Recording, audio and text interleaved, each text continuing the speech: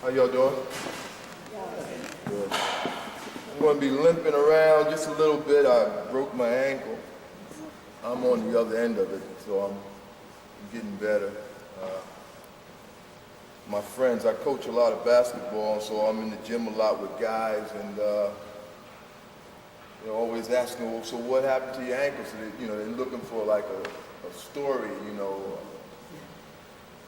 fell while I was saving a little boy crossing the street, or I slipped dunking a basketball.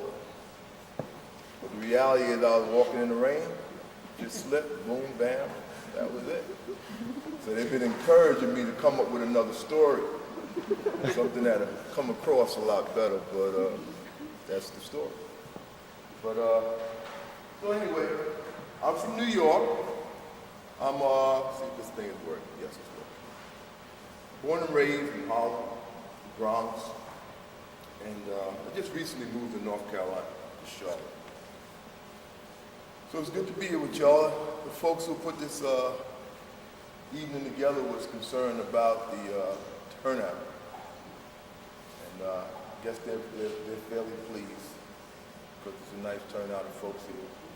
I'm very impressed also that there may very well be more men than women, or at least 50-50, and that's always wonderful because it's hard to get men to come to some of these engagements.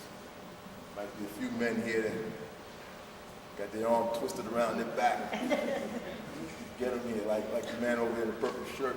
I think he got twisted up a little bit to get here. But I'm glad you're all here. Okay, what we're here to talk about, we as men.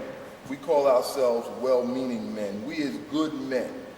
When we talk about this issue of domestic violence, where do we as good men, where do we fit into this? Why you don't hit your wife, so you don't hit your partner, you don't hit your girlfriend, so why do you even need to be here? Where do we fit into this? You might be a young guy, say, I don't even have a girlfriend. What am I doing here? Why do I need to be here? Why did my parents make me come to this? That's what we're here to talk about. So what's the issue for us as well-meaning men, as good men, to come together tonight in the presence of women? I like to say it that way because I gotta tell you, I'm really here primarily to talk to men, but in the presence of women. It's very, very important that the women are here and their voice will be in the room, but I'm here to talk to the men. Not necessarily to educate the men, because as you experience this time we have together, you realize I'm just one of you guys. I'm just a man just like you guys. I got some information that I want to share with you, but I'm not here as no expert on anything. I'm definitely not here to teach the women. For the most part, what I'm going to share with the men, I learned from women. But as a man, I also know how to say it to men. So I'm definitely not here to teach the women. So I like to say, I'm here to be with the men in the presence of the women. Put it out there like that. So we can all kind of be here and do this thing together. So, let's start out with a question. If my outstretched arm, well, let me share this here and then I'll ask the question. If my outstretched arm represented all the men in the United States of America, the reality is only this many perpetrate violence against women. Now, there's a tremendous amount of violence that comes from this. It's not like it's a small amount of violence, but it's definitely a smaller percentage of all the rest of us. All right? This is all of us as men. This many perpetrate violence against women. And when we're here today talking about violence against women, we're primarily talking about domestic and sexual violence. All right? Domestic and sexual violence. So this many perpetrate violence against women. All right? Then there's the rest of us. that lends me to question, where are we at in this here? You know, this is them, this is us. And we're not down with the violence. We're not okay with the violence, but we're very, very well aware of the violence. All right? We like to say that while we don't perpetrate violence, the violence is being perpetrated in our presence. Now, in our presence doesn't mean that we were actually there when it happened, but we're well aware that violence is happening. All right? So this many men perpetrate violence, and this is the rest of us. Well-meaning men. Let's stop for a second and let's define well-meaning men. All right? No textbook answer, just whatever comes to your head. Sir, a well-meaning man is a man who's what?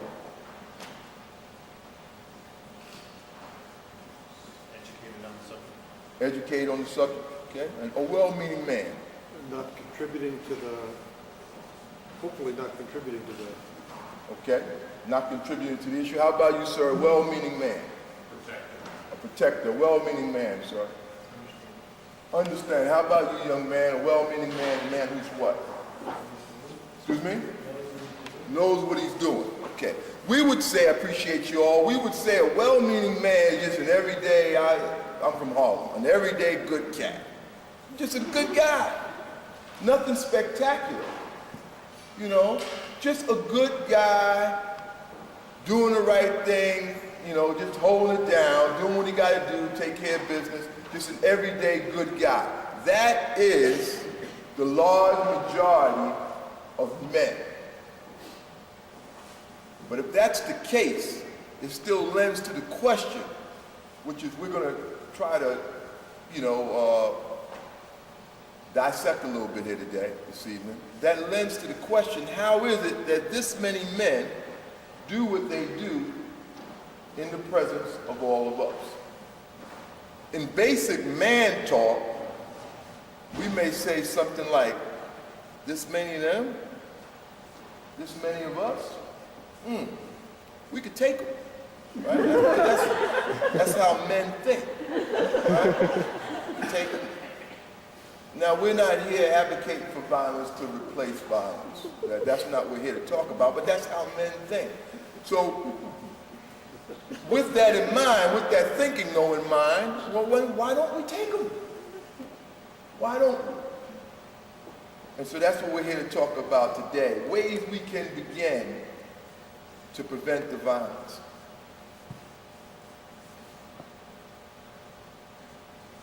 In your community, you know, I'm from the States, as I said.